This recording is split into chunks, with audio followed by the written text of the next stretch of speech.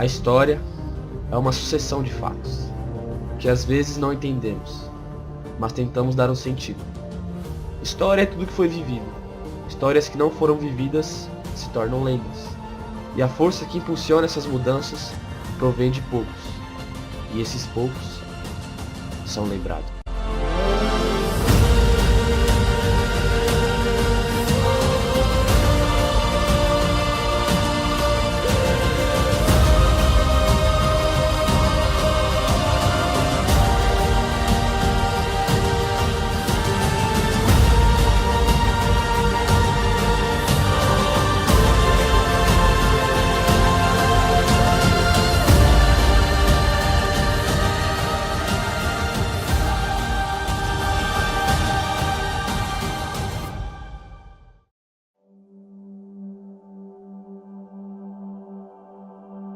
Mao Zedong nasceu em 1893, Filho de camponeses. saiu, abandonou os estudos e teve que trabalhar no campo, já bem cedo.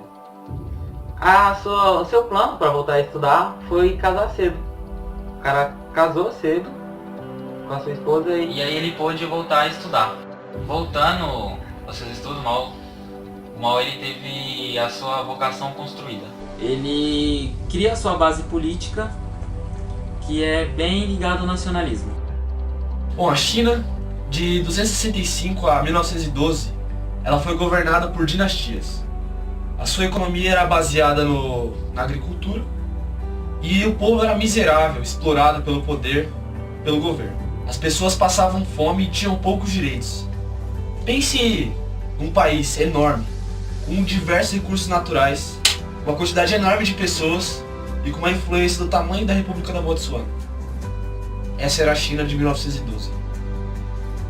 Nesse tempo que ele estuda, ele diz que gostou bastante de histórias de soldados revolucionários, que fizeram grandes coisas pro seu país, e ele se inspira nisso, sabe?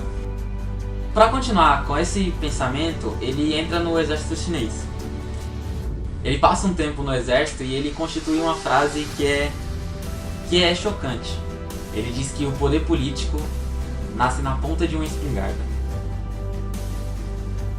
Até chegar a 1912, os reflexos desses poderes de dinastias refletiram. E diversas revoltas assolavam a China. A revolta mais influente foi a dos Boxers, em 1912.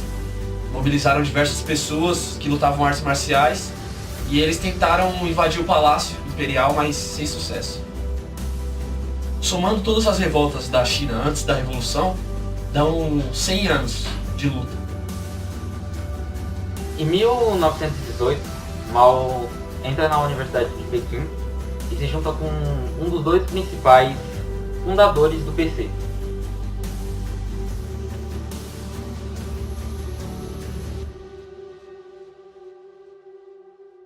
A partir da criação do Partido Comunista, a partir de 1921, começava uma grande revolução. Eles tentavam fazer com que as pessoas que estivessem fora do partido entrassem. Então, foi feito marchas, passado pelos camponeses. As marchas passavam pelos camponeses, por todas as ruas, assim. Eles aliciavam as pessoas para entrarem para o Partido Comunista. E para fortalecer o partido, para eles conseguirem mais um exército maior, um exército mais forte.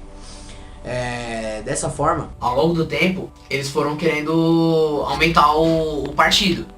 Uma parte da China ela era ainda controlada, ou o território era ainda da herança do Império. Parte era do Império, parte estava sendo restaurada, digamos assim.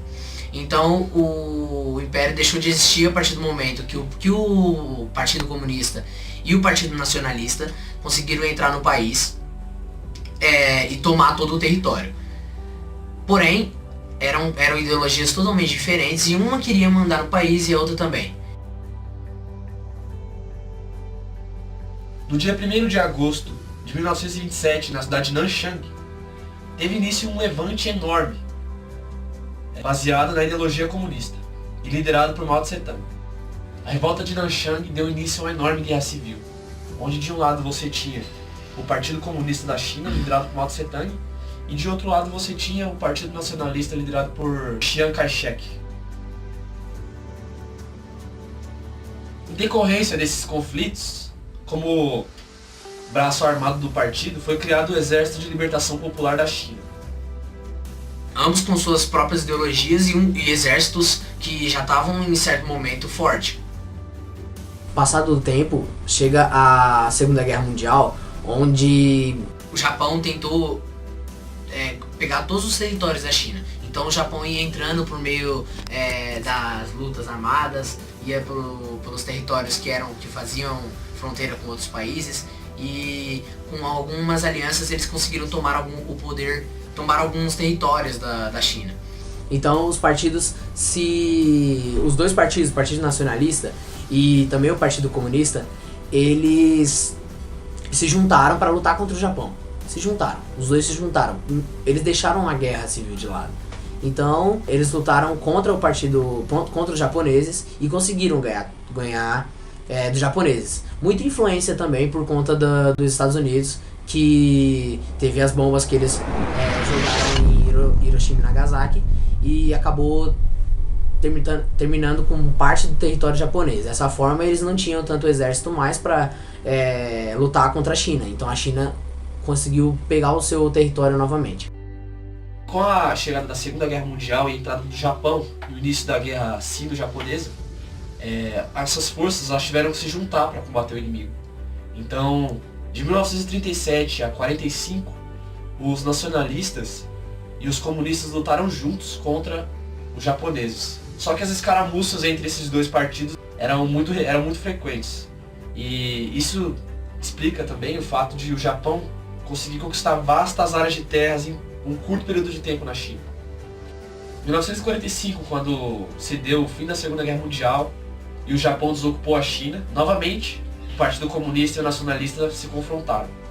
Como o Exército Popular da China era enorme, maior inclusive do que o Exército Nacionalista, isso daí deu o fato de que os nacionalistas perderam a guerra em 1949, a Guerra Civil, que já tinha assolado o país há muito tempo. E Chiang Kai-shek, saindo derrotado, fugiu para uma província às proximidades da China e fundou a República Chinesa, a República da China. Esse país chamado de Taiwan. Em 1950, o Partido Comunista Chinês detinha o poder total de todo o território continental da China. Mao Tse-tung, com as suas investidas, tinha ganhado a guerra e saído vitorioso, já detinha o poder total da China. A China, o Exército Popular, era grande, só que eles não tinham tantas armas e recursos como o Exército Vermelho, por exemplo. E as táticas dele eram pouco desenvolvidas, eram quase majoritariamente camponeses que tinham armas. Então, Mao Tse-tung, em uma época, 1952, ele pede auxílio da União Soviética. Começam, vamos dizer, o declínio do governo de Mao. Para pagar a URSS, ele fez a população começar a plantar bastante, para eles poderem pagar a dívida. Pensar, os chineses eles estavam lutando por melhorias e eles não conquistaram praticamente, porque você pega um governo transitório de uma dinastia, passa por uma república onde você não tem liberdades. O governo te obriga a plantar para pagar suas dívidas. Então as pessoas praticamente tinham voltado às suas raízes de dinastia. O país passou a produzir mais, todos esses alimentos e essa agricultura era confiscada pelo Estado. Então não adiantava você trabalhar nas indústrias, trabalhar nos campos, produzir bastante e o Estado vir e confiscar tudo aquilo e trazer tudo para si mesmo. Até o ano de 1966, as pessoas plantavam trigo na China. E plantavam muito. Tudo que você produz, nada é seu. Tudo que você produz é do Estado. Então, se você produz muito, tem agricultura boa em certa parte do país, vai ser confiscada, não adianta. Então, as ideias talvez serão boas, mas no começo as ideias eram boas. A partir do momento que viu que a prática foi se tornando corriqueira, as pessoas não tinham mais essa liberdade. As pessoas nunca tiveram essa liberdade de um comércio, de comercializar aquilo que ela plantava, comercializar os produtos que ela fazia parte. Ela tinha apenas que trabalhar para sobreviver e aquilo que passava desse sentido de sobreviver era confiscado pelo Estado. Mao Tse Tung, em uma medida, achando que o país ia sublevar o capitalismo, toma uma medida que trouxe pontos negativos extremos ao seu país. Ele cria a chamada Revolução Cultural e obriga a leitura de um livro chamado Livro Vermelho, escrito por ele.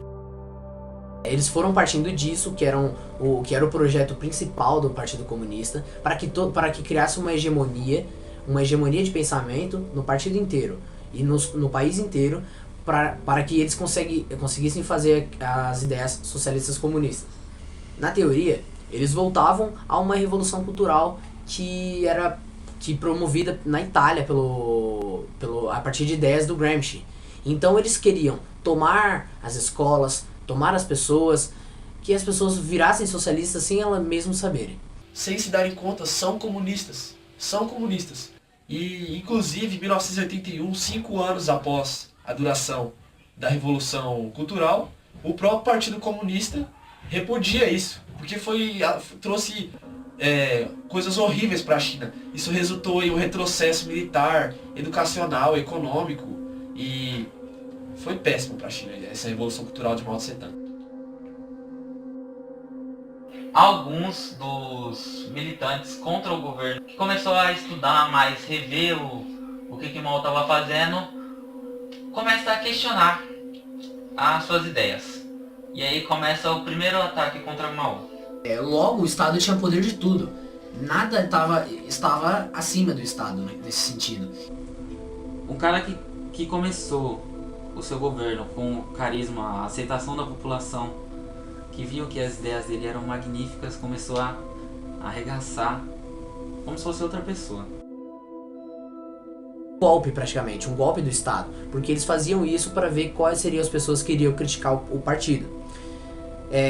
Quando as pessoas fizeram isso, eles perseguiam as pessoas, e perseguiam no sentido de matar mesmo, e dessa forma a revolução se tornou muito sangrenta, porque o Partido Comunista ele passou a tratar as pessoas mais não como pessoas, mas como inimigos deles.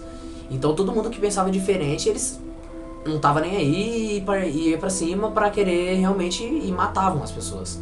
Foi uma guerra sangrenta que teve. Foram mortos, foram perseguidos, torturados. China é um país enorme, muitas pessoas. Mao Tse Tung, além dele obrigar as pessoas a plantarem trigo, a fundirem aço em suas próprias casas, o que ele faz? Cria campos de concentração. Se a gente somar o tanto de pessoas que a Revolução Chinesa matou, a Revolução Cultural, majoritariamente, dão 65 milhões de pessoas. Ou seja, é o tamanho da Argentina em pessoas. Uma Argentina morta, praticamente, por uma revolução. Vista esse primeiro ataque, onde ele já começaria a perder a popularidade, Mao cria o projeto Sem Flores. O que foi a Sem Flores? Mao ele deu total liberdade. Ele juntou as artes, a literatura.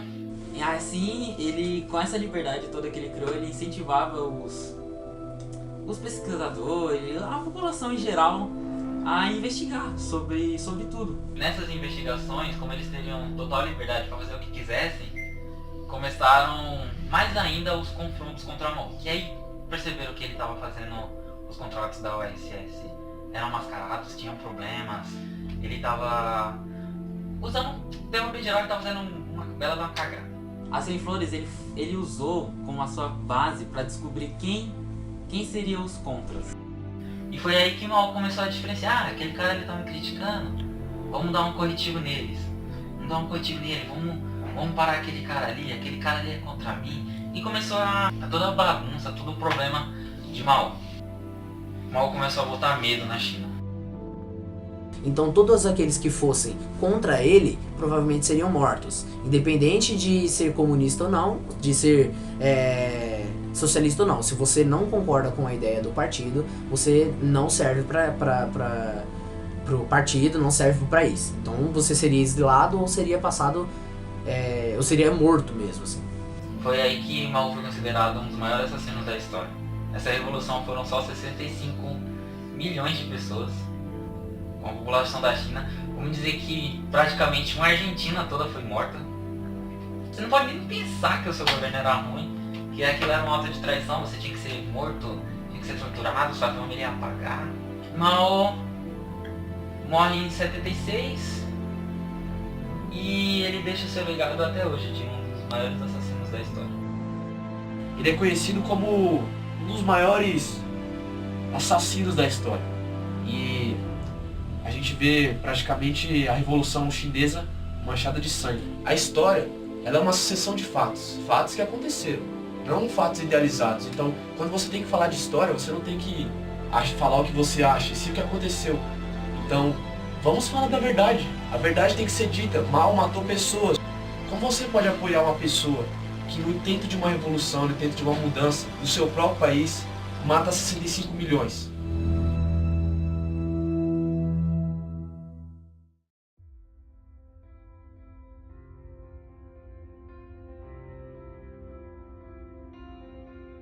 Quantos são os heróis do seu tempo? Saber que você pode se tornar um deles? Olhe a história e se inspira nela. Ouça a história. Ouça esse passado.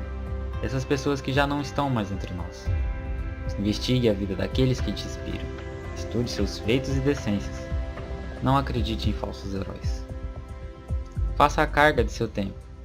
Não se limite a uma colina e uma choça.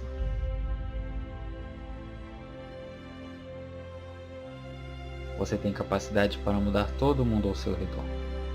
Dedique-se. Nenhum revolucionário nasce dotado de superpoderes.